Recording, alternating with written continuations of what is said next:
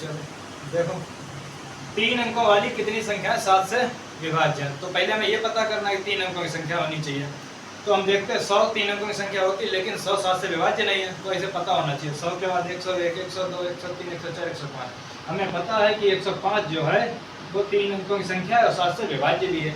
इसी तरीके से 7 से विभाज्य होनी चाहिए। अगली 105 में 7 जोड़ो 112, ये भी 7 से विभाज्य है। तो डॉट डॉट करके अगली यानी लास्ट में हमें देखना 7 से 3 अंकों की बनी रहे ऐसी संख्या पता करनी है। तो देखो 3 अंकों की संख्या 999 है, लेकिन 7 से विभाज्य नहीं है। तो पता करो 994 ये 7 से विभाज्य होती है। तो फार्मूला क्या होता है, देखो प्रथम पद तो ये हो गया, यानी कि a बराबर हो गया 105। ठीक, d क्या होता है, d यानी सार्वंतर। तो पता करो 112 से 105 गया 7। तो पहले ही पता है 7 से विभाज्य, तो वही d बराबर 7। और लास्ट पद l बराबर दिया हमें 994।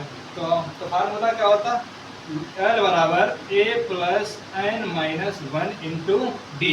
तो लास्ट पद हमें दिया 994, तो लिख लेते हैं 994 बराबर a दिया है 105 प्लस n नहीं दिया गया, तो ज्ञात करना d का मान दिया है 7, तो लिख लेते हैं 7।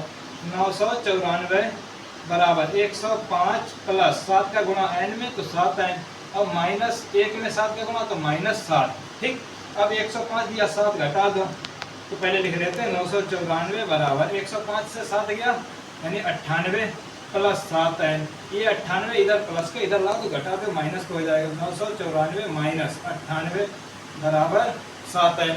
यहाँ तक समझ में आया।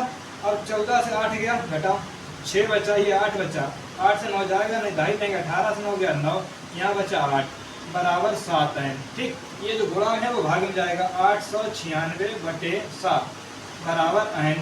7 एक तो दिया, 7 से भाग करो, 7 एकम 7, 7 एकम 7, 1 बचा 19 हो गया, 7 दूनी 14, बचा कितना 5 यानी 56 हो गया, 7 अट्ठे 56, तो 128, n का मान 128। ठीक है, समझ में आ गया।